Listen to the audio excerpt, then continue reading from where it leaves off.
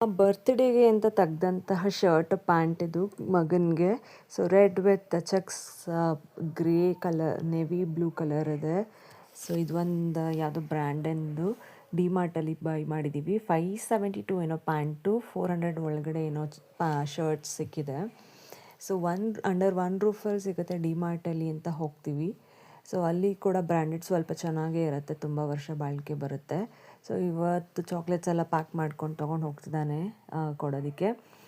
So ಅವ್ನ ಬರ್ತ್ಡೇಗೆ ಅಂತಲ್ಲ, ನಮ್ಮ ಬರ್ತ್ಡೇಗೂ ಚಿಕ್ಕವರಿದ್ದಾಗ ಕೊಟ್ಟು ಅಭ್ಯಾಸ ಅಲ್ವಾ ನಮಗೆ. ಸೊ ಹಾಗಾಗಿ ಅವನಿಗೂ ಕೂಡ ತಗೊಟ್ಟಿದ್ದೀವಿ.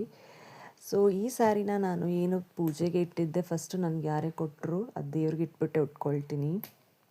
ಇದು ನಿನ್ನೆ ಪೂಜೆಗೆ ಉಟ್ಕೊಂಡಿದ್ದಂಥ ಸೀರೆ, ತುಳಸಿ ಪೂಜೆಗೆ.